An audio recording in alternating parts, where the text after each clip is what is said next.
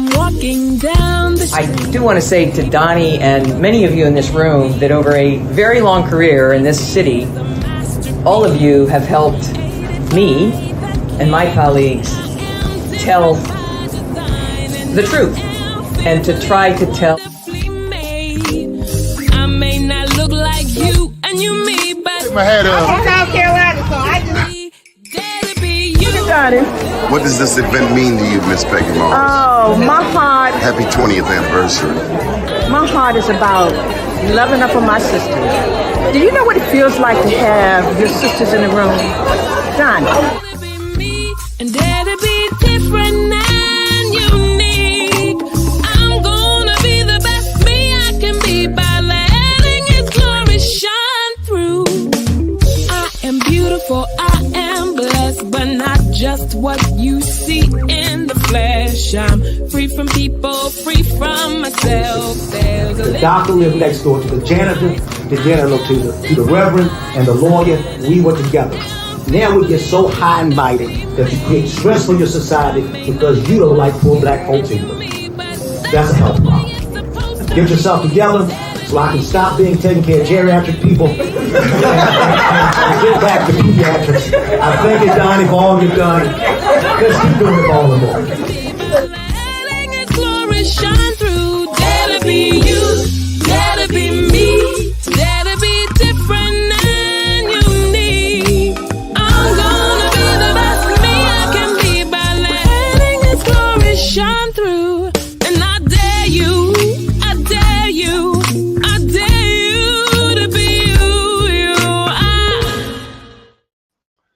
First name's Doni, last name's Glover. In it to win it for the long haul, baby. It's a beautiful day in the neighborhood. All right, all right, all right. The 19th of October. This month is rolling right along. How's your month coming along, Joe? Hey Doni, I'm doing just great. How you making out? I'm grateful, man. What a beautiful day. Is fall is coming into itself. The leaves are changing. Look, Not too cold. Guess the last of what they call Indian summer. You ever hear the term Indian summer? yeah, I'm a Native American, of course. Of course. Look, Doni, I have our guest on the phone because he couldn't get in. How can he get in? Okay, he could not get in. He went to backstage, but he couldn't get in. Maybe because he's got an Apple computer. Maybe that's the issue. We've had challenges with apples before. Okay, all right. Well, let's see if I can bring him on by phone while we go through that. Can we do that? Let me just ask you, why is this important to you, Joe? Well, I think it's important to America, and I think once you see this ACUX and what ACUX does, and the listening audience and the country, then you'll realize how important this is for the nation. What's And this, Joe? internationally. ACS, is that a pyramid business? ACUX? Well, yeah, what's it stand for? ACUX is an energy company. Energy company. Energy. So we're talking about energy this morning. Yes. Well, we need energy. Big time. We need responsible energy, Joe. You know, we're in a whole green world. Absolutely. This is the best you can get. I'm just kind of disappointed that we can't get him to interface his computer to interface with you on this show. But I do have him on. I have him on speaker. Let's do it. Alex. Hi, can you hear me, Doni? Yes, Alex, how are you? Good morning, sir. Well, thank you. I appreciate this, and I apologize. I'm sort of a caveman with this communication business, but I have an IT person, so I apologize anyway. You have a bit of an accent there. You're over there with the Bloody Queen, huh? Yes. Doni, I sent you an email this morning about 30 minutes ago that gives you a good overview of the price, the updated package. Okay. Okay. He's not able to pull that up. But so yeah, if we go with the questions and we start with the questions on what this means to you, and Alex, you can start with who is ACUX Energy. Right. So Doni, you can hear me okay then. So I'll continue. Please continue. It's not the greatest, though, I must tell you. Is there a local number, Joe? Yeah, he has a local number. Joe, why don't you put that number in the chat? I'll put the number in the chat. He can call in. Let's try it this way. Or you can give him my number. Yeah, because it's not a great audio. Hold on. Let me see if I can give him your number. Okay, I'm gonna give him your 443 number, Doni. That'll work. Great, Joe. I'm ready for the number. Okay, that is a 443-858. Hang on, 443 858 858 2684. 2684. Yes. I'll hang up and call Doni now. Okay? Absolutely. Let's try that. Cheers. Okay, thank you. All right, this should work, Doni. It's not what we want, but hey, sometimes in life you don't get what you want. And then we'll get to whatever else is going on down there in the county. Oh yeah, absolutely. I thought we were going to have Aisha Brave Boy today. Well, she's going to be there either next Tuesday or Thursday. Seems she's got pulled away on a national conference. All right, let's see what we got here. Good morning. Doni, it's me. Can you hear me better now? Yeah, much better. How are you? What's your name? It's Alex Copson. Alex Copson. All right, Alex, where are you from? London originally. London. Yes, sir. Get out of here. I had to work on my bloody accent today. There you are. We'll give each other lessons, right? So how are you, Doni? You well? We're good. What you selling, Alex? What am I selling? That's a good point. I just wanted to Joe asked me to talk to you and tell you what the project's about if you're interested, and what the next steps are, and why is it important to the US, and certainly could be vital to Baltimore. So, have you been to Baltimore? I have many times, as a matter of fact. I often travel from Washington to New York and go through Baltimore, but I've been to Baltimore a few times, yes. Have you had a good crab cake? I have, yes, absolutely. Because you can't say you've been to Baltimore if you haven't had a good crab cake. Absolutely. Yes, I have, sir. All right. So how long have you been in the energy field? I've been pretty much all my professional life. So what's that? A good 40 years now, Okay. And where are we here in the Western world? What is our state? What is our status when it comes to energy? Are we too reliant on oil? Should we be closer to green energy? What's your perspective? Well, I think we've dropped the ball on nuclear. And I think now John Kerry has come quite 180 degrees now, saying nuclear power is vital to a green transition. We've always said that for the last 5 years. And we are very heavily into offshore wind. And my point to everybody on the East Coast is you're not going to see any offshore wind at gig scale. That means large scale, because the whole program was based on some very cozy assumptions that just were wrong. Like what? Well, first of all, you can't install these offshore wind turbines without having special vessels. So the foreign European wind developers just made the assumptions that these foreign ships, these highly specialized foreign ships, would get the Jones Act waiver. And that's not going to happen. And so we filled that gap. We are building 4 of these highly special vessels to do offshore wind in Texas, but they won't be available for about the first one won't be available for about 2 years. So what we're saying is that you can't have offshore wind in the East Coast without having special vessels, and the special vessels may not be available. And they're more likely than not that they aren't available. So, Alex, what are the stocks looking like on this? I would imagine, say 10 years ago, the stocks on this type of industry, I imagine they may have been better. But somewhere along the line, as you pointed out, they found out that they didn't have everything they needed. And so it was almost like back to the drawing board, or there was a delay. But I would imagine the stock price went down. Well, stock price, well, all you have to look at is the makers of the big wind turbines, the very core of the industry.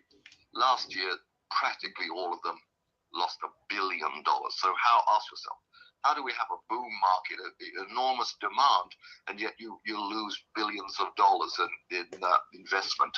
So there's something clearly wrong.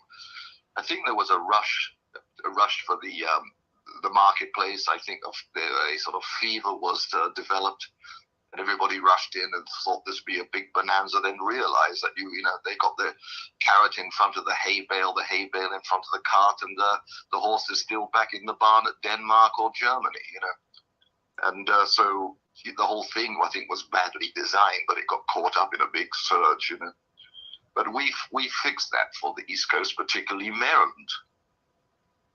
Well, I'm just curious now. What about the West Coast? They don't need energy? Well, we're going to be very prominent on the West Coast out of California, where we already have we're putting in the vital infrastructure in California out of Mare Island, which is in the San Francisco Bay. So we'll be dealing with the governor's office shortly over there, as I'm hoping to deal with Wes over here.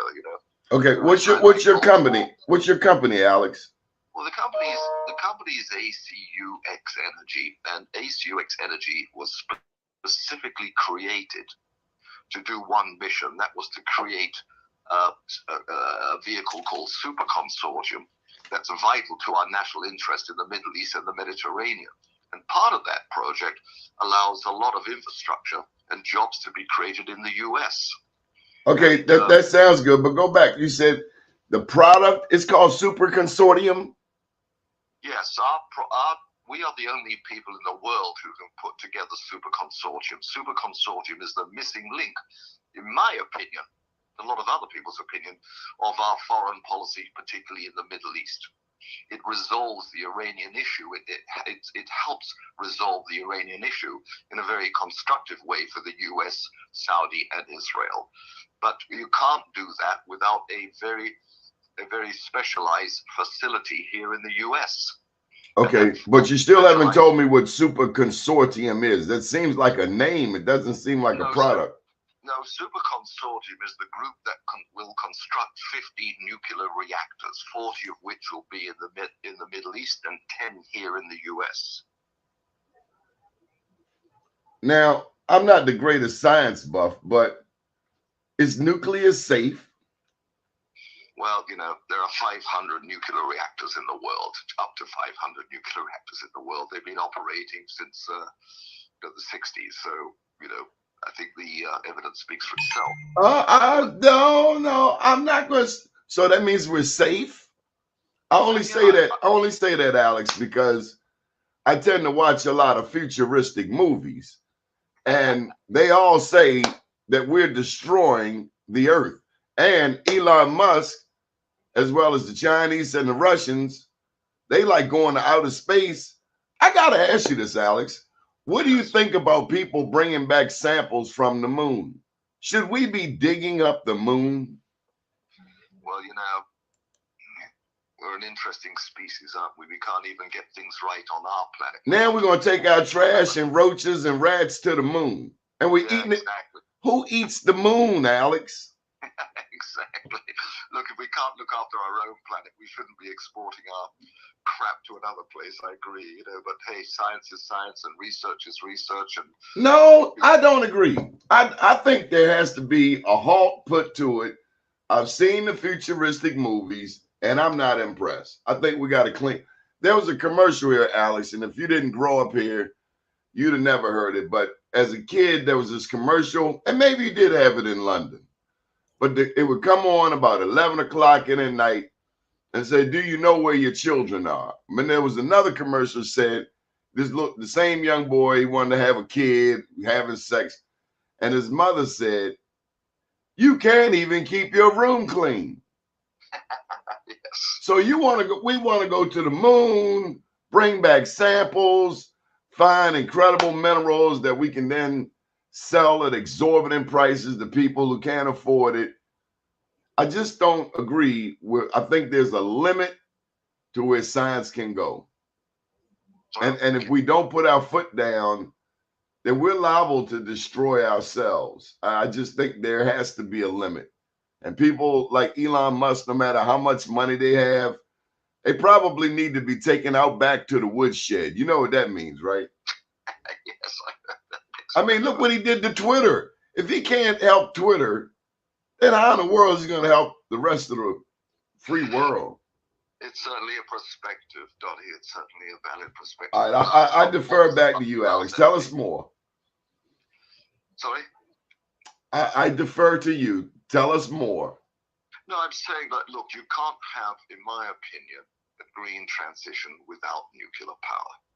The tragedy is that, just remember two things. China is about 5 years ahead of the UK, and the UK is 10 years ahead of the US in offshore wind. There are problems. And people think you just have a million turbines out there and you just run a cable to the beach and everybody's happy. It doesn't work that way. So the reality is, and I think John Kerry is now agreeing with me, that nuclear has to be part of the energy mix. So our position is that offshore wind, which we're going to be very big in, probably the biggest in America, and nuclear power are absolutely suited bedfellows to sort of deliver a clean energy. So despite everything has a risk, you just simply have to accept the risk on all things. But this is the least of the risks, and I think the fastest way to do that transition. I think if you obstinately just think wind and solar will do it, I think it will not go forward, and you're really defeating the objective of the transition. Okay. So I think Mr. Kerry will agree with me on this. Okay, so let me just check in with Joe here. Now, Joe, who was doing energy here in Maryland about, 13 years ago? Or maybe it wasn't that long. It was about 10 years ago. Basically, wasn't the guy who worked for Martin O'Malley? What was his name? The chief of staff, Michael Enright? Didn't he leave the O'Malley administration for some wind and off? I thought it was wind energy. Help me out, Joe. Wind energy, I think it's 2000 and either 2006, 2008, was a initiative of Governor O'Malley. And during that time, he spent the time. They had facility. They had a plant, a farm down on the Eastern Shore or something. No, never was a plant down on Eastern Shore. Yeah, it is. Michael Haney, come on in here, Michael Haney. I need your help because Joe has got me talking to London. I haven't even worked on my accent. Donnie, Western Maryland. Okay, look, I've been doing this. I'm an engineer, so I've been doing this and studying this for a long time. I worked on the offshore wind during the O'Malley administration. So I'm well aware of the politics in the state of Maryland in terms of pushing this agenda forward. And you have to remember that the U.S. and the world are on a critical state to deliver on a critical stage in which they have to create a certain amount of green energy on an annual basis. So everybody in the world is working on trying to do just this. So there are different ways of getting to the desired goals. This is probably the most preeminent way of actually doing this. It's not unusual. You have this already in the state of Maryland at Calvert Cliffs. You got a production facility, for those who don't know, that are doing that. And Dominion Energy, who basically controls all of the energy in Virginia. is ahead of the curve in who's doing this. We're just left out of the process because we don't know, because our lack of knowledge does not allow us to understand the field. And when you said nuclear physics, you are talking about a very high level of knowledge and sophistication with these individuals. And so what happens is that most individuals don't even want to attempt to go there. They block their mind on this.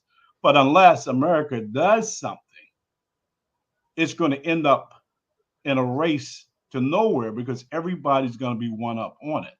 And I think what Alex is suggesting to the governor, and also he's working with in LA, that in order for you to do this, you have to do it and not depend on wind energy alone. You have to have a backup to it. Now, your nuclear generation is a backup to wind energy because it runs all of the time. Wind only runs 50% of the time. Solar panels only work when the sun is out.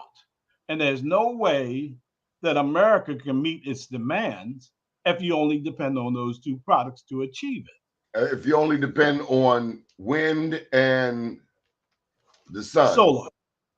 Yes. Yes.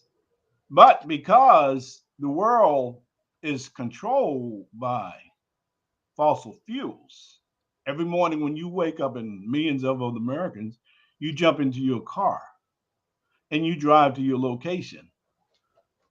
As a result of you doing that, somebody's getting rich on you. Somebody's controlling your price at the pump.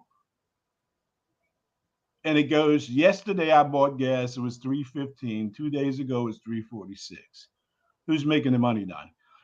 Bottom line is what this does from an energy perspective is moves us to be parallel players in our country, in the US, with foreign nations. We can be competitive if we. Okay, maybe I'm slow, Joe, but he just said the Chinese are ahead of the British, and the British are ahead of the US. So Yes. we got a lot of catching up to do. Alex, what do the Chinese know that we don't know? Well, they very quickly came to the conclusion that you need nuclear power as well as offshore wind, and they're doing it.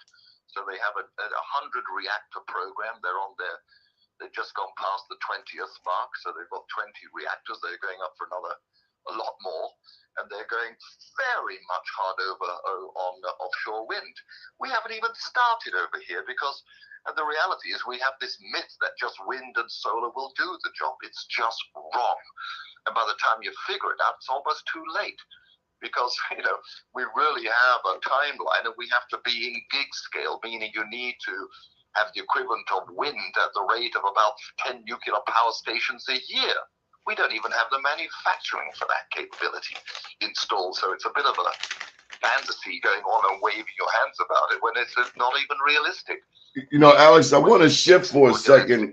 There's a book by John Naisbitt called Megatrends 2000. Now, the book's well over 20 years old, but it goes into how the Southeast Basin would be a hotspot. And as we can see, when you look at, just Hong Kong's reversion to China back in 97, a lot of people in the West said, oh, China's going to mess it up. China doesn't know what to do with Hong Kong. That was what all of the West said, from England to Washington, D.C. Oh, the Chinese are going to mess it up. That was 97. Less than 25 years later, from what I see, and you said China's ahead of UK, UK's ahead of US. It seems like China is the new hegemon. Well, they've got 1.4 billion people. So if you add up the population of the US, Europe, and Russia, you don't even make 1 billion. So just put that in mind. And if we don't, as John Kerry says, the issue, the fastest way for climate mitigation is to take out coal ASAP. And when you want offshore wind to replace coal and solar, and you've got these financial barriers, you've got these regulation barriers in, you're not going to achieve the goal. And you've got to be careful that that we're actually undermining ourselves. I mean, you want to lead the world in transition, which the Biden administration wants to. You have to show that you can do it, and we're not. The reality is China's miles ahead of us, and you've got to wake up to the fact that wind, solar, and nuclear is the combination. And Wind, solar, and nuclear. What's the holdup here in the U.S.? Well, is it regulations? Is it DC? I mean, did you not buy enough lobbyists? We don't have enough factories to deliver it because everybody wants to be in the internet or the advertising world. Nobody wants to be in the steel business anymore. And so you've got infrastructure, you've got manufacturing capability that doesn't exist. ACUX is about trying to change that.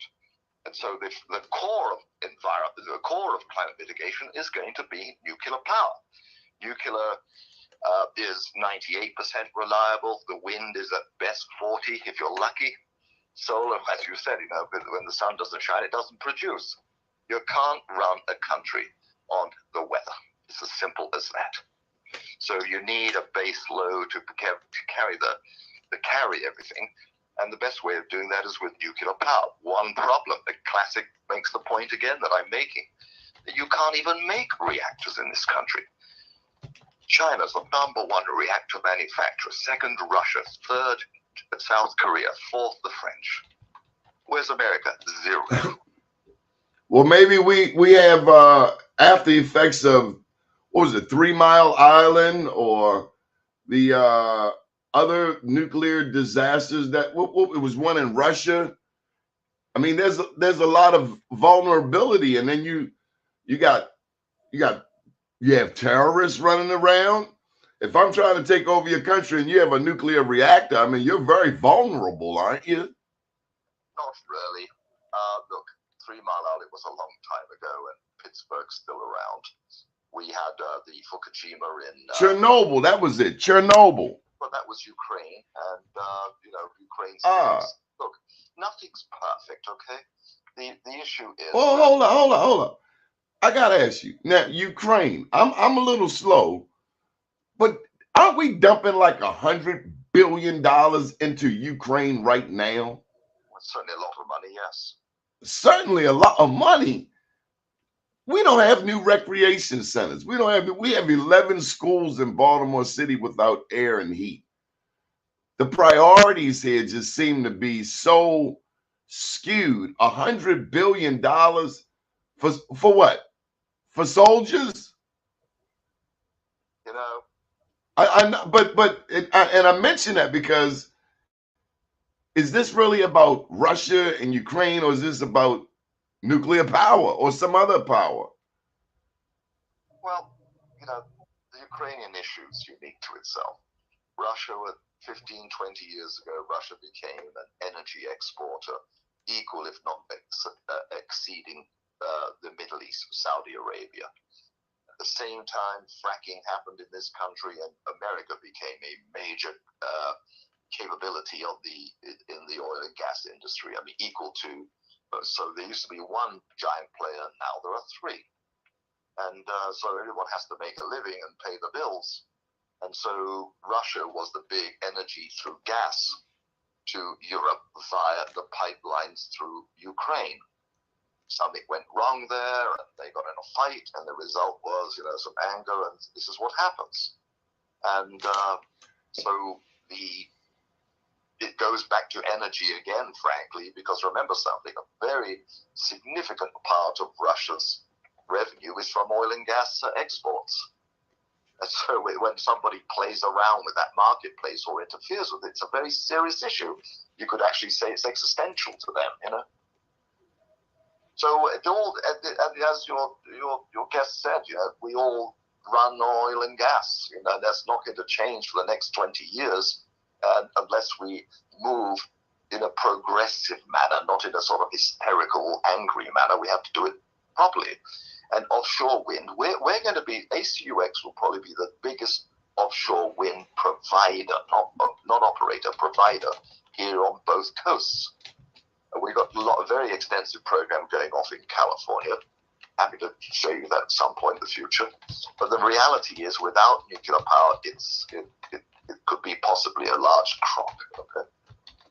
So what is it you want to do here in Baltimore? Central to stability in the Middle East and our national security with respect to the Middle East and the Mediterranean, we need to have a big nuclear program. We cannot lead a nuclear program because we don't make nuclear reactors. If you order a reactor in America, it's likely to be built in either Korea or China. Okay, fact. So the reality is that we cannot lead a transition if you A, ignore nuclear, and B, you can't even deliver nuclear. So part of our project is to build a very large nuclear parts manufacturing, not a nuclear part, a facility that manufactures the vital parts for nuclear power. We call that heavy parts. This facility will need 10,000 employees, 10,000. I live in Washington, D.C. The nearest deep water industrial place would be Sparrows Point. Now, this 10,000 people, they'll be made up of electricians, pipe fitters, welders, and machinists. This core of people will act as the core of a U.S. expertise abroad, mostly in the Middle East. The revenue of this plant. Now, by the way, just so you know, these jobs are not jobs. What you have at Sparrows Point is jobs. These are careers earning between $150,000 and $200,000 a year. Okay, now, if you're just joining us, we're talking with Alex of ACUX Energy Super Consortium. 1 and 2 collectively give the U.S. government new and unique capabilities to address multiple threats facing the U.S. economy and its interrelated foreign policy objectives. What has been your rapport, ACUX's that is, with our elected officials? Are they buying into it? I mean, I'm looking at this one description of your super consortium. It involves Israel, Egypt, Jordan, Saudi Arabia, and other Gulf state allies. Right. How's the relationship going with our elected officials? Well, we haven't really started yet because we're putting the final touches and the missing link.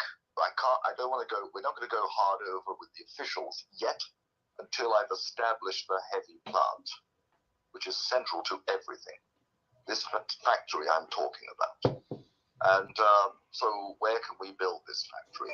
Well, there's any coastal state, by the way. The most attractive parts are the Texas, Louisiana, Alabama, etc.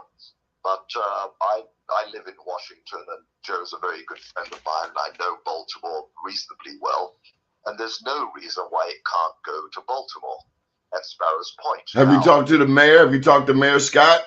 No, we've tried. Joe, and even Charles Mann, who's a very good friend of both Joe and myself, have tried. There seems to be this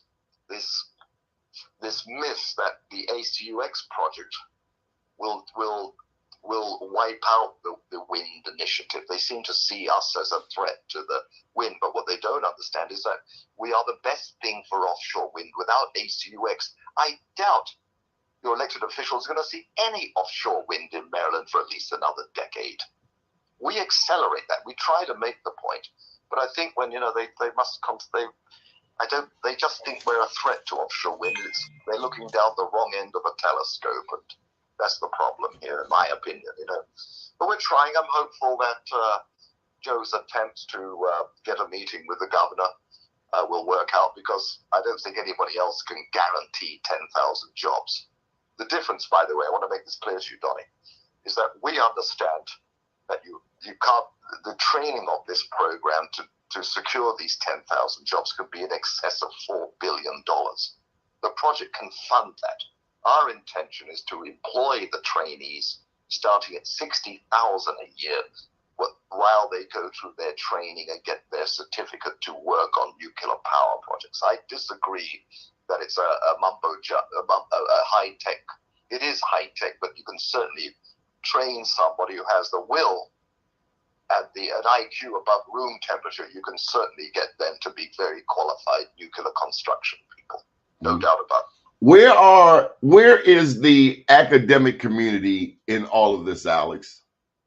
With respect to what, Doni, when you say that? What do you know? Well, we have some of the finest universities in the world. Like, where's MIT with nuclear power and the future of wind? Well, you have to be a rocket scientist to see nuclear power. I mean, we have in the world, we have 90-odd old reactors in this country. Half of them will need replacing because wind or solar will not do the job. Fact of the matter. And so I think the diehards of alternatives just think that these two energy sources can magically help the country. Well, not. It will make us more vulnerable to foreign imports because we've learned this in the UK and Europe. America must look as an example of what happened in Europe and look to China and see what they're doing. And China, as I said, is miles ahead.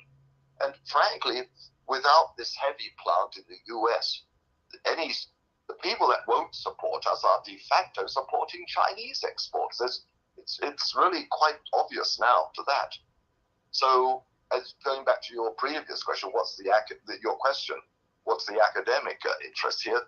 My answer is, who cares what their opinion is? They have, academics talk a lot. They don't deliver anything, Are they? Well, one thing they talk about is the climate.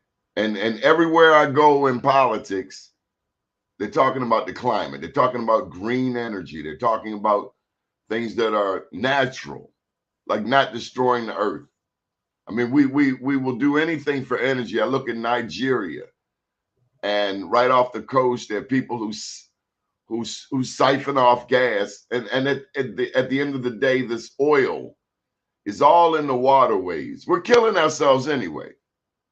It's like a slow suicide, It's disgusting. It really is. But being angry about it and,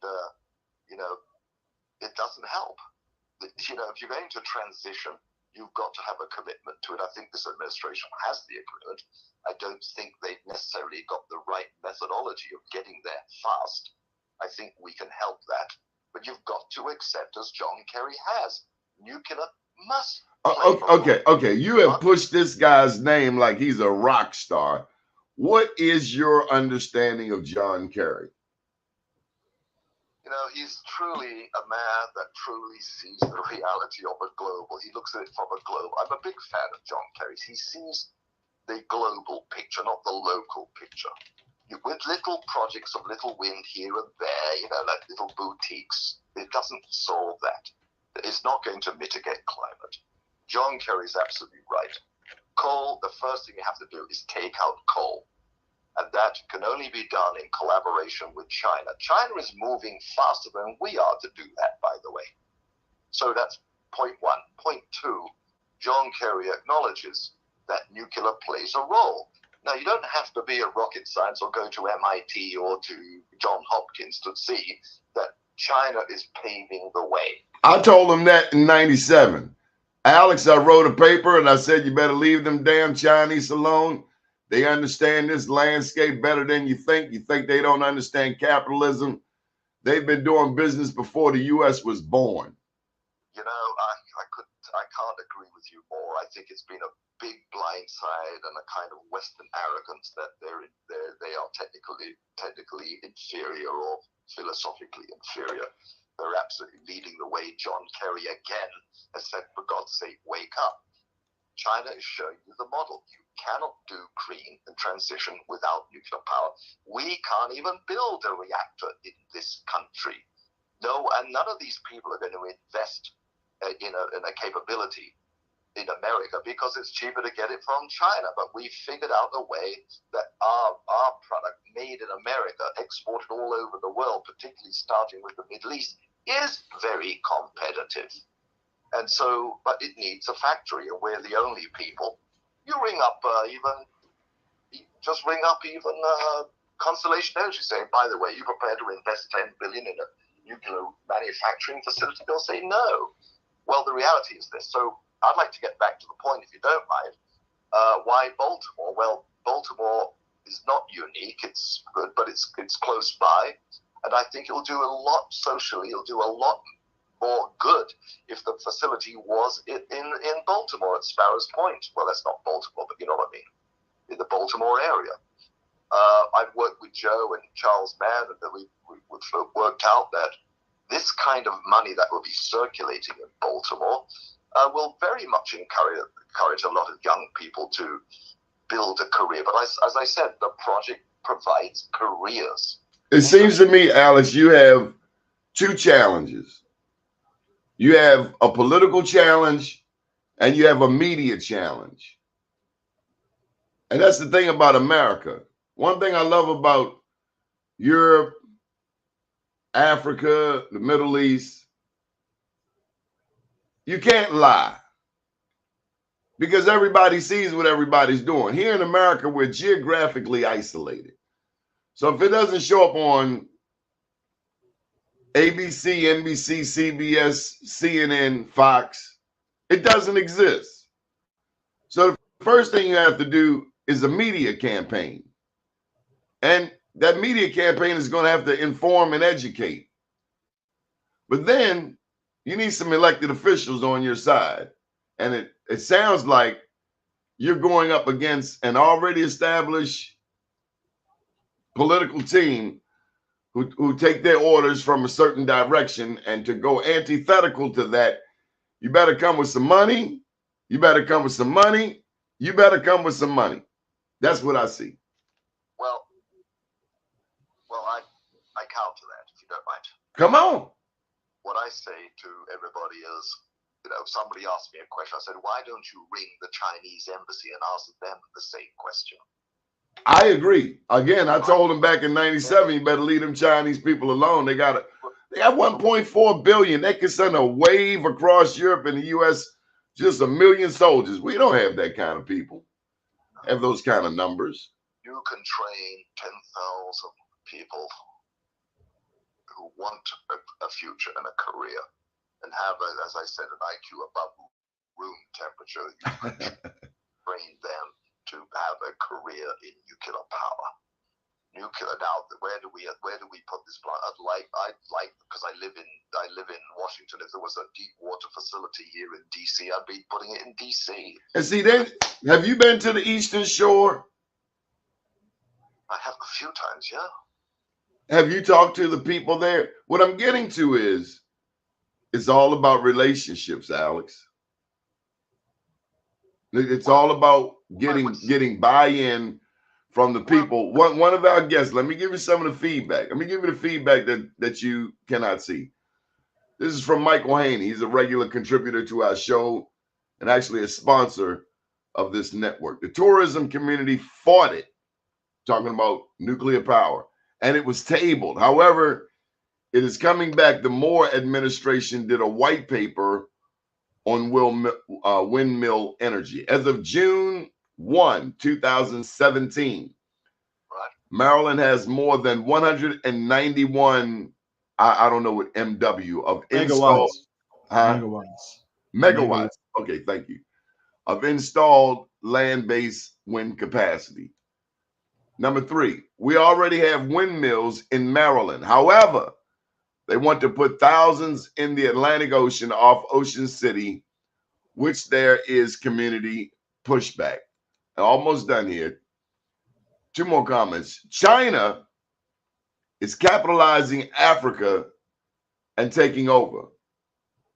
And as a black man, that is particularly important to me. When I saw the Chinese building roads there in 2006 in Tanzania, I said, look how the world is changing. For years, there was this, after World War II, the colonialism, the colonizing of every African nation, I think except Ethiopia, some would say Liberia and Sierra Leone.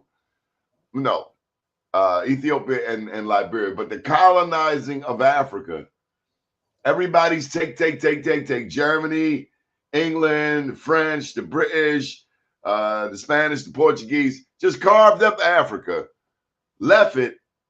Then you got the period of neo-colonialism. Now, the Chinese are coming in. And it's just like the mother continent of where I'm from has just been prostituted since too long. And then last comment from Michael Haney. You're absolutely correct. Who controls media in America? Well, some would say the Jewish people. And who controls the messaging America gets? And again, some would say Jewish people. That's just what my take is. Your thoughts, Alex? Well, again, we all live on this rock spinning around the sun. We better learn to get on with each other and stop pooping the bed, okay? Because it's not sustainable the way it's going.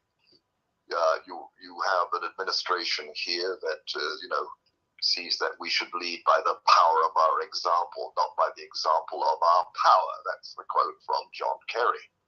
I happen to be a very big fan of John Kerry, who I think sees the global picture, where some elected officials just see the local because of political necessity of getting re-elected. Just look at the local picture.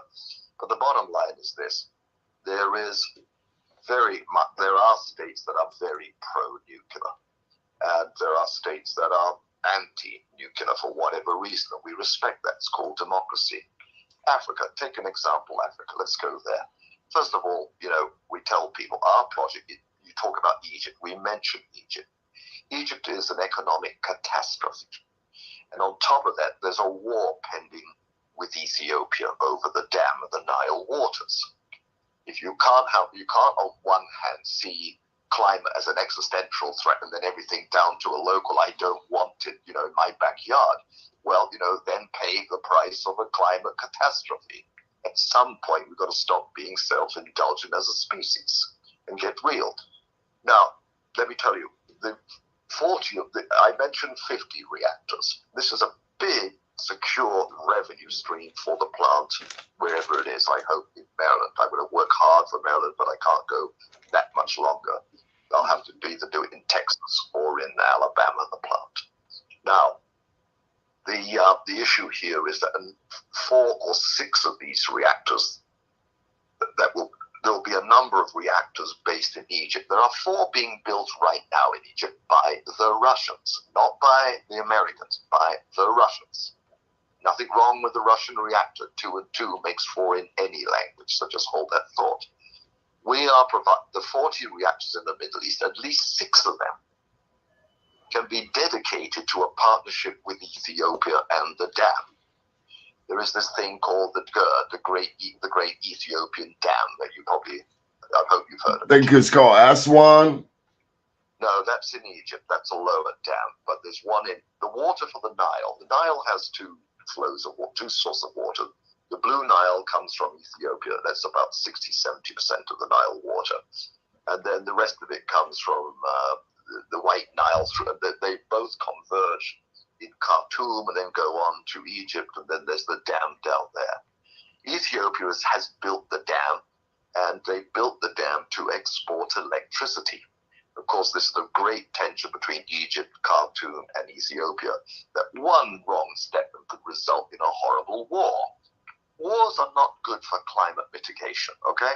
Look at when you just send a jet aircraft, a bomber, and bombs going off everywhere. It's carbon, it's just not good. The reality is it's better to see a problem and mitigate it before it happens. But again, nuclear power plays a vital role in the Middle East in the stability of it, and it actually brings everybody together. Reactors done our way are actually regime failure proof. So we're not relying on a regime to sustain the system. The system sustains the regime and modifies the regimes. But again, part of that program is avoiding a war between Egypt and Ethiopia over Nile waters that will only increase in probability due to climate. So you can't eat your cake and still have it too, as the famous cliche goes, okay? But the question is, all these good things nuclear power can do where wind and solar will not do the job. It will just be done by China. So it's a question of fish or cut bait, America. That point that crossroads has now been arrived at. Okay, listen, we've just been joined by Christine Kasuda. Are you there? Unmute your microphone there. Christina? Who's this, Joe? Who's who? Is she with you, Christina Kasuda? No, she's not. Good morning. Bring her on. How you Hi. doing, Christina? Great. How are you? Good. Who are you? My name is Christina Kasuda. I live in Clearwater, Florida, and I work with Alex Copson. I'm sorry, I didn't hear you. I work with Alex Copson. Oh, okay. You want to give us your take? Well, I tell you, I've just been. I am Alex's director of research and information, and I tell you, Alex to me is has more knowledge than anyone I've heard globally as to how to bring all of this together: energy, peace, stopping the wars. It's just I learn something new every day, and it's vital to our country, our stability, and globally. And I'm in full support of this program. So how will he convince political leaders, whether they're in Florida, here in Baltimore, where he is in Washington, D.C., how will he convince someone of the ilk, of the caliber of a John Kerry to support this effort? Well, he has the knowledge. He has the background. He has the experience. He has the Give me a second, Alex. He has the connections. He has the will to bring the United States and all the democratic countries together to improve the climate, to improve the peace. And it's just energy is power, and we need this this tool for the United States. We really need it. We need this to take globally, and it's very exciting. It's extremely proactive. We're not sitting back on our heels and letting China do all this. We are fully capable of doing this in the United States. But we seem to be behind, though, Christina. I'm sorry, can you please repeat that? We seem to be behind. As was noted in the beginning of the show, yeah. China's ahead of UK, the UK is ahead of the US. We're lagging, we're laggards. There's a theory called disruptive innovation. As this new technology comes about, some will adapt faster and more intently than others. Some will just be laggards. Oh yeah, China's We're already laggards. There are 20 manufacturing of these nuclear plants, and this is for energy. This is for peaceful living. And in the United States, I think we're last. But we can do this.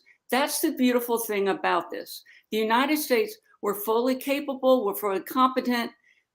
This is what motivates me to be part of this program. Now, what's your background, Christina? Last question. Then we get to Alex. Are you a scientist or business person? I'm more of a research person. I am not a scientist. I'm an athlete. I played basketball at the University of Virginia. I got into health services research after that. And then I did research with the military. And then I asked Alex if I could be part of this program. So basically what I do is just research the world, and I research locally, states, governments, how we're changing. And Alex, the beautiful thing about Alex, he has this perspective of this global international energy plan that no one else that I've seen or read about has. And it really does, again, it inspires me and motivates me to be part of this program. Okay, so let me get to you, Alex. One question that's online is rather generic. Michael Haney is just posing questions. I guess he's pulling out his international handbook, but he's raising a question about BRICS, about Brazil, Russia, India, China. I think he left off South Africa. In terms of global alliances. What do you think of BRICS? Well, you know, when you drop the ball, don't be surprised when somebody else picks it up, okay? Yeah. China is not messing about, okay? You can argue amongst yourselves and intellectualize and theorize and do whatever you like, but China doesn't mess about. So by the time you think about it, they've already done it, okay? And I've been warning about this for many, many years. I'd like to go back to your previous point about how am I going to explain this to the administration. Well, wars are not good for climate mitigation. But it is good for business. They just sent $100 billion to Ukraine. I'm just wondering, I know some cats that will knock that off for $1 billion.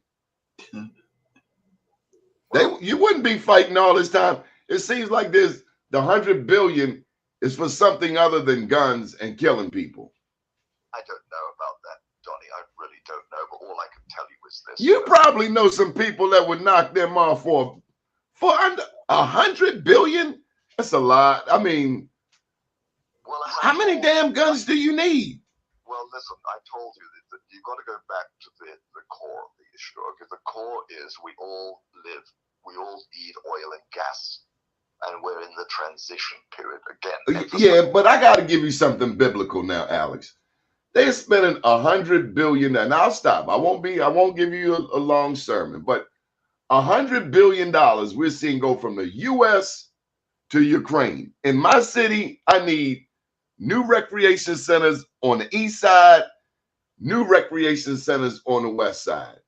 If we can't be good stewards over the little things, then how in the world can we be stewards over bigger things? Let me get specific. In the white part of Baltimore, there is investment galore. In the black part of Baltimore, there's no investment. It's an investment desert. So how are you going to get people who are already on the periphery of development to believe in anything you say? Well, what's the alternative? I mean, you know, if to rob and kill and to go get $1 billion worth of guns and stick you up. Well, I told them on a call with your last governor, Barry. I said to him, listen, you know, if it's a question of a job wearing a vest at a hardware place or packing sneakers for Steph Curry out at Sparrows Point, I might even think that maybe a career in being a gangster is better. No, politicians are gangsters.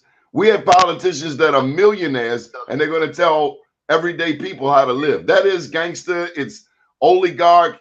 It's tyranny. It's all of that. It's just a play on words, you know. Let's just go back to the very point. You're saying what you're saying is the situation is neglect, okay, and the leadership maybe not doing its job.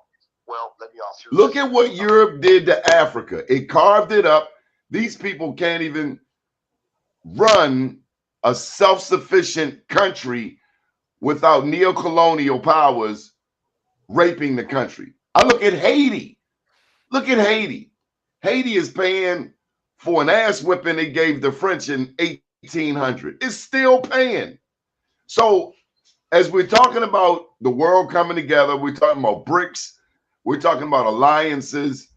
If we don't learn to live together and treat people right and correct our mistakes from the past, how in the world can we go forward? How in the world can we, colonize the moon?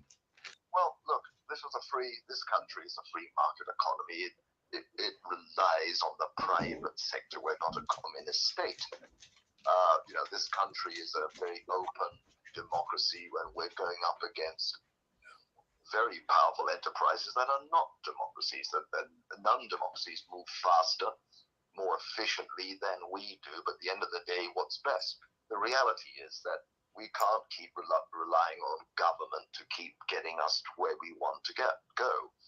And I think this project, the heavy plant that I prefer to put in Baltimore, goes a long way. I mean, I don't know any other project in the neighborhood, in the area, the 100 miles that can out of the gate start a process immediately of employing 10,000 people.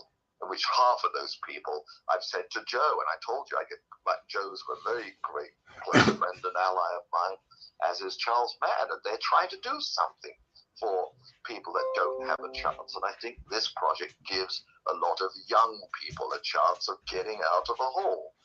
And some people are born wealthy, some are born not the opposite of that. But that doesn't mean. I mean, look. There's no such thing as good or bad people, okay? There's a mixture, but you've got to help those good ones. Well, you damn sure got some greedy people, Alex. You got some people that are so greedy, they don't want anybody else to eat. And we see it right here in Baltimore. They take my damn tax dollar, they go into a far part of Baltimore that black people don't even go to, and put my tax dollar over there, and then put my picture on the news because I got hungry and robbed the store to get some food to feed my grandchildren. Hypothetically. Well, let me say this, Donnie, on that. What this project will do, it will bring 10,000 jobs, hiring individuals directly from inner city Baltimore. The tragedy is that there is no replacement for those jobs anywhere. And it comes without any investment from any government structure. Now, either we can accept what's good and what's green and what's job producing, and that will hire black youth individuals that you're just talking about who are looking for jobs, and hire them at the right price, who will come into the market with high school or GEDs, and they will begin training making $60,000 annually. It will take them up to $150,000 to $200,000 annually. Yet, the focus in Joe, the more I think about that, the more I think about the racism that's already in play. White folks ain't gonna let black people make that kind of money and not take over that industry. That's just not how Baltimore works. Donnie, it comes from. Oh, tight. Michael Haney, you've been sitting here listening. Help me out. Unmute yourself, Michael Haney. Come on, Michael Haney, don't you dare. We're over. We're over the time. So, Donnie, is Michael on? This is a good conversation, and I have a heck of a lot of respect for Joe. And when I was listening for the right price for inner city black kids, because the mayoral candidate Robert Wallace with Ray Lewis started something called Power 52 as for the black kids too, to let them do energy retrofits and energy analysis in the Baltimore region a few years ago. Panned out to a degree, but when you start talking about people making $15 or $20 an hour, which back then was significantly above the average wage, right? Versus 60,000, Joe, which is now all of a sudden a amenable living wage, because a former gubernatorial candidate, Michael Miller, did an analysis with his company on what it took for a person to live properly, and it's $68,000. So now we're talking. So you got me all, because this has been a very riveting conversation that has forced me to listen. First of all, the clarity of the communications was excellent. And the subject matter, which we usually don't have conversations about in our community, is compelling, and we need to listen. So Joe, I'm listening to you because when you said 60,000 to be able to be propelled to six figures for our young black kids, many of them who have educational challenges, man, we got to hear this out. That's what I'm saying, Michael. You're right on it. And I said that, and along with Charles Mann, who used to play football for the Washington Redskins, actually all pro, we both looked at this particular model and said that we had to be a part of this. And so we've been working on this for about 2.5 to 3 years, because when we use those numbers, $10,000 jobs, that's not anything to just gloss over, because it's never been done in the state of Maryland where you've got that kind of focused money with generating and making revolutionary changes in the inner city. It takes the kids off of the street. It takes the squeegee bottles out of their hands. It takes them off of the corner selling drugs. This is what this project does. And if it moves from Baltimore City because the politicians or whoever don't accept it, it will move to another area that might not have an African American population. And then those jobs, as you have identified, Donnie, will go to that area that will be different makeup of population levels. It only can people can only benefit from what's there. Baltimore City cannot follow this project. Its black kids cannot go to this project if the project moves to California or it moves to Alabama. Man, they're not taking care of the black kids we got here now with the money we already have. That's the one part that you know. I'm with you. And I'm like, hold up. Let's look at what they've already done. Let me give you a quick example. Back in 1973. See, that's why history is important. I always get questioned why you keep talking about history. 1973, Michael Haney. They said vote for this Maryland State Lottery, right? And we will have money for education. We have a new football stadium, a new baseball stadium, but we have 11 schools in the city of Baltimore in 2023, 40, 50 years later, that do not have heat. Last week, they bragged about $300 million in sports betting. All we want is some damn schools with new textbooks and a recreation center so the kids can go and do something until it's 8 or 9 o'clock and they can go home. Common sense stuff that we can't get right.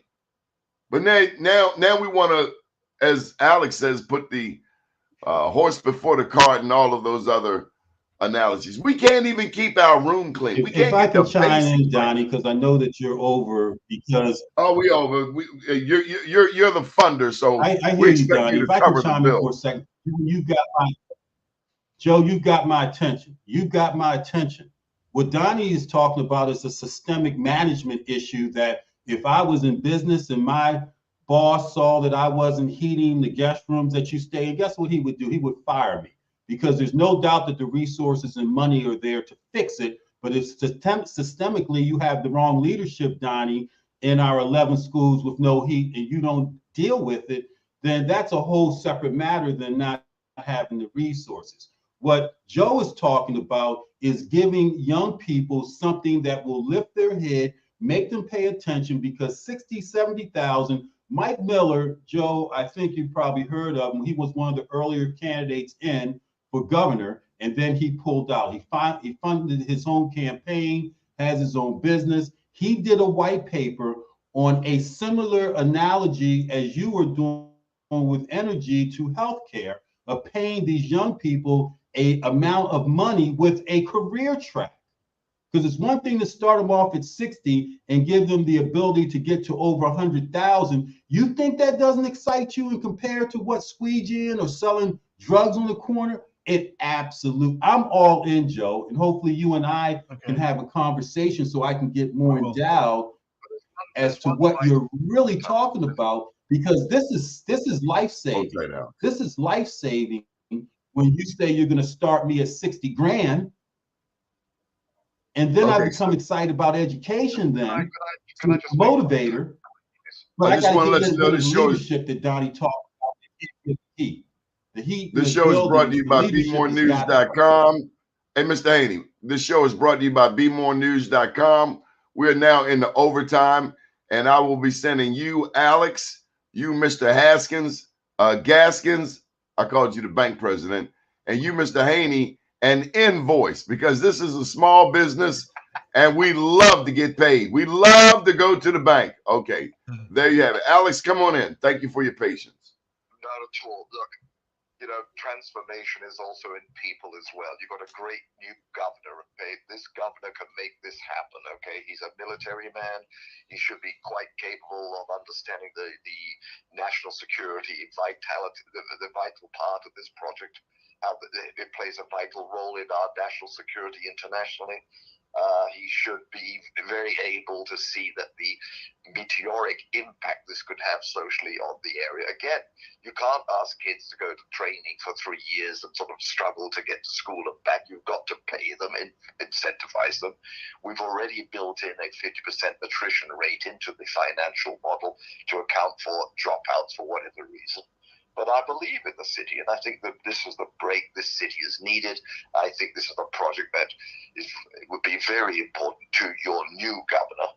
And as I said, I think if he's got presidential ambitions in the future, you couldn't get a better branding tool than this project. So look, I do hope Joe is trying to set up. Hey, Joe, are you in touch with Alex? Joe, are you in touch with Alex? Yeah. You want lunch? We'll do lunch. Are you in touch with Alex? Because yes, it's absolutely. I would absolutely, man. I think this is crucial.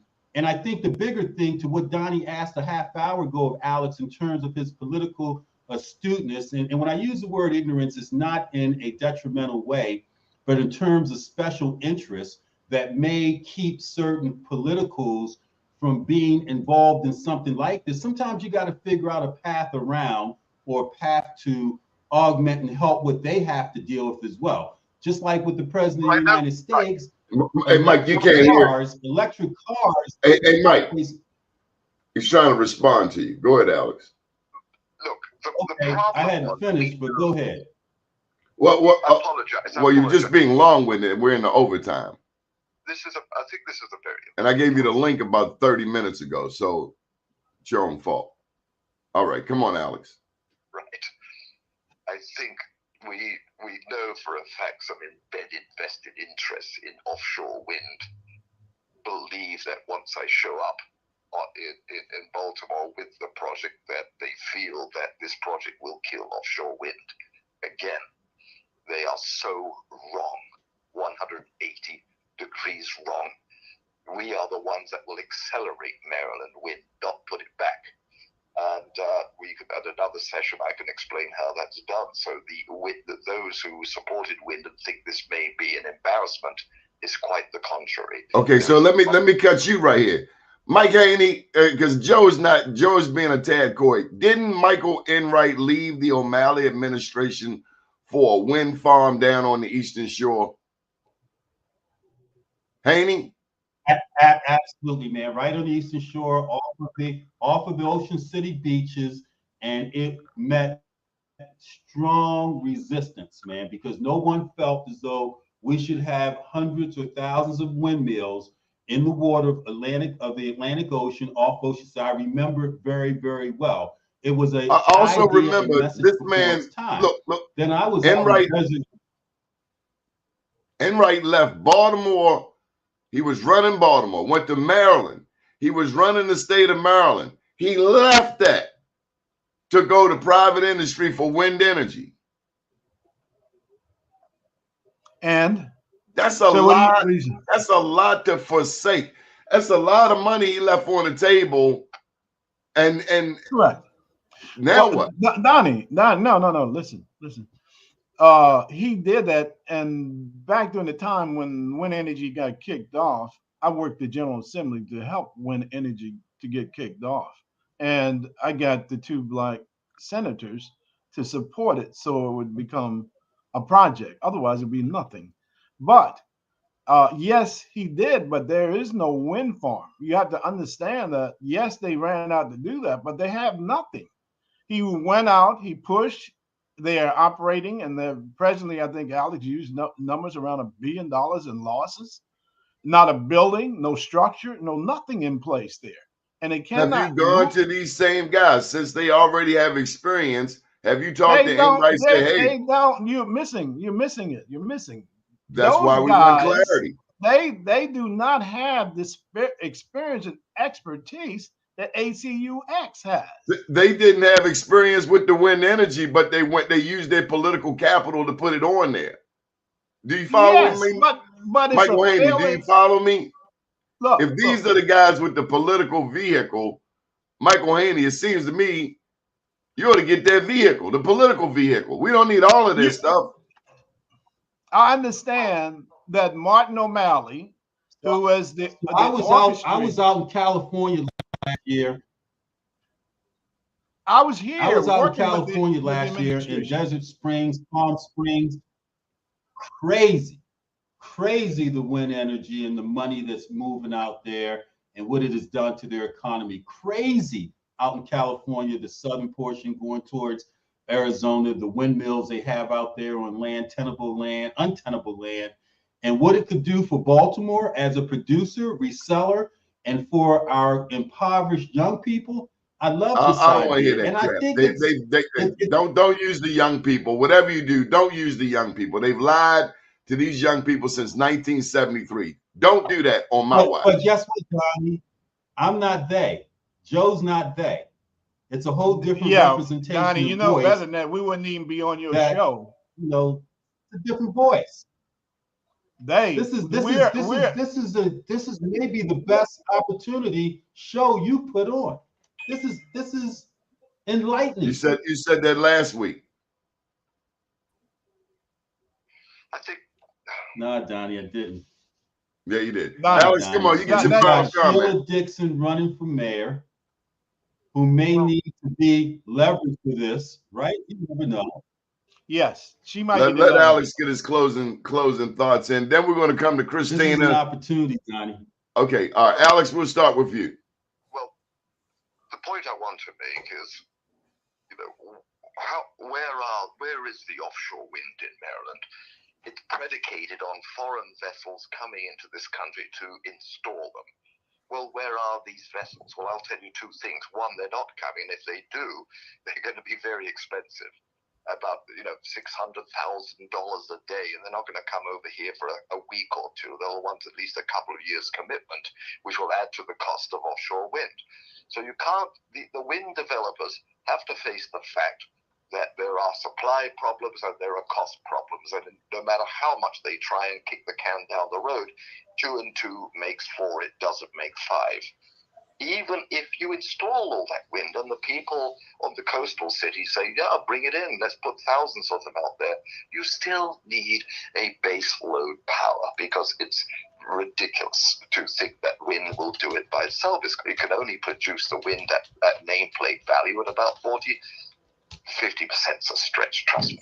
So the country, everyone else is waking up to the fact that you need to have nuclear power as the base load if you want green. If you don't care about green, burn coal. But the reality is this. We have a gap in our nuclear capability to manufacture reactors and export them. If we don't, the export value, you're in a race with China. The Pentagon has accepted that the U.S. now in the Middle East is in a race with China. Wes Moore, you voted him in as your new governor. He has an incredible opportunity here to change things, but he has to face the fact that 2 and 2 makes 4. Wind cannot do it itself, and it's not going to happen in his lifetime without the ACUX project. Okay, one quick question for you, Alex. Where is Canada in all of this? Canada? Where's that? Yeah, Canada. Canada's just north of America, and according to report, Canada's nuclear program is a significant part of its energy mix. Everyone is waking up to the fact at last that nuclear isn't the bad guy, okay? Yes, it has issues, but, life has issues. Planes go down, you can't make everything 100%. The reality is this. You're not going to have a transition without nuclear power. And we don't have the ability to manufacture nuclear power reactors in this country. Once you wake up to the fact you need nuclear, you'll be importing it. The last 2 reactors that went up in the U.S., the heavy parts where the real money was imported in from Asia. Okay, fact, and that's the Vogtle nuclear station in Georgia that's about to come online. So the fact of the matter is, I would say, wake up, America. And we need a heavy plant to manufacture this. The point, too, is where's more? Do you want this in Baltimore? Because it will create 10,000 jobs. The project can pay the trainees while they're getting their nuclear ticket. And once they've got their nuclear ticket and the plant opens, they're now looking at $150,000 to $200,000 a year. Now, you do the calculation that if 50% of them come from District 7, I think Mr. Nfume's district, you've got, say, perhaps 3,000 to 5,000 young people from that district.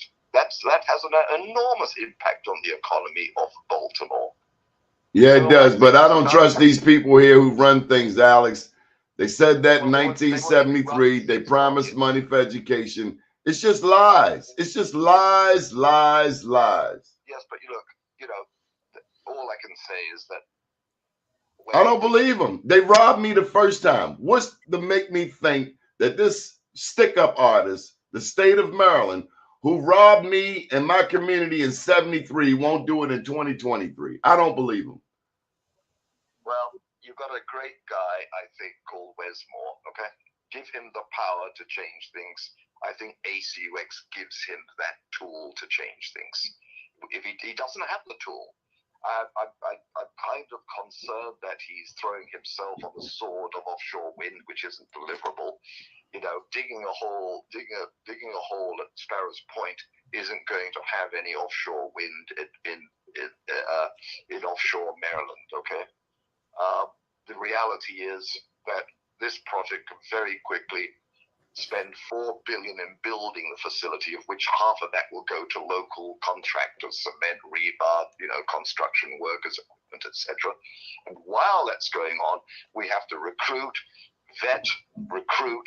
fund the schools to train people to man the facility, and then they have a career that's going to last at least a lifetime, and probably their kids' lifetime as well. The great thing about nuclear power is they last 60 to 80 years. Okay, 60 to 80 years. That not only do you have to build the reactor and make the parts that do that, you have to maintain the damn things at the same time. So there's a complete career here. We don't provide jobs, we provide careers. And you're looking at, upper middle class income. So, and I just hope that at least half this workforce can be given with the support of your new governor, who has the background to understand this project, if only he'll listen to it, to be able to realize not only how it's valuable for the country, but it could be vital to the future of Baltimore. Alex, have you created jobs anywhere else? I have actually. I've done a number of projects, and I'll send you my bio that you can share with people. This is a mega job. And sometimes, the Red Sea parts, okay, and you can't wait for an Uber to take you through. You've got to go through. We spent about last 5 years investing serious money in developing the architecture. You can't build a building unless you've got the architecture. The architecture is nothing unless you've done the structural analysis to make sure the building won't collapse or fall over. We've done all that. We're now at the point where we're ready for liftoff of the project. What I haven't done is site this vital heavy plant. I'd like it to be in Baltimore, but that's what Wes Moore is called. Joe has reached out to him. Joe has reached out to Nfume's office and the young mayor, who seems to be quite good. But here it is, guys. You want it or not, because it will go to Texas otherwise, or Alabama. And, what did you achieve? Nothing changes in Baltimore, and wind isn't coming. Well, I got to tell you, Alex, I don't have a lot of faith in politicians when it comes to fixing Baltimore or the state of Maryland. I think that's done. Well, let the private sector do it, Donnie. I have a little more faith in the private sector. These politicians, I don't know. Look, this Joe Biden, our president right now, desperately needs this project in the Middle East. The U.S. cannot fix the Middle East. No, it can't. It's biblical. It cannot do it. And ACUX cannot provide that ability unless it has a heavy plant in America to deliver the nuclear power, to give the U.S. the leadership and the control over the non-proliferation aspects. Okay, Mike. So the reality is, you've got a governor, a very good guy. Have you met this guy? Alex, have you met the governor?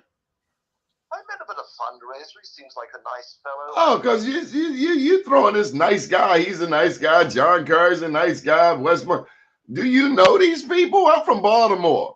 We got to do a fact check. We got to frisk you. We got to see if you strapped, if you got any hardware on you. I mean, we need to check your references. We need to check your credit. We need to check your lineage, your pedigree. We don't just say he's a nice guy. Doni, none of them can deliver anything unless they've got the tools. And the one vital tool in this transition world is the ACUX project. I'm not going to apologize for it. I'm very proud of it. And I think I can stand up to any scrutiny on it, on any level. So all I'm doing is, look, to me, I like to have an optimistic view, although I take a pessimistic reality check on things. Wes Moore is your new governor. He's perfectly able to understand the ACUX project more than probably a lot more other politicians. This project is vital to the Pentagon and Central Command's mission in the Middle East and in the East Med to prevent wars. This disaster we have going on in the Mediterranean, Israel, Gaza, etc., is just the beginning. ACUX prevents it going any further and actually gives it a chance to reverse. And so Wes could be very proud of this. So let's call his cards then. Call his cards. I'm hoping, we will have a meeting shortly before I have to commit to Texas. Other states want the project. They don't understand why I'm delaying it. I say, well, just give me some more time on this. I live in Washington. It's easy for me to drive up to a factory at Baltimore than to go to one in Alabama or Texas. So, well, they got a rap song, and it said, if your girl start acting up, then you take her friend. So these people don't want to play right. Be gone. Alex, we got to get out of here. Joe, Mike, Christina, it's been wonderful hanging out with you. My name's Donnie Glover. Thank Good you. morning.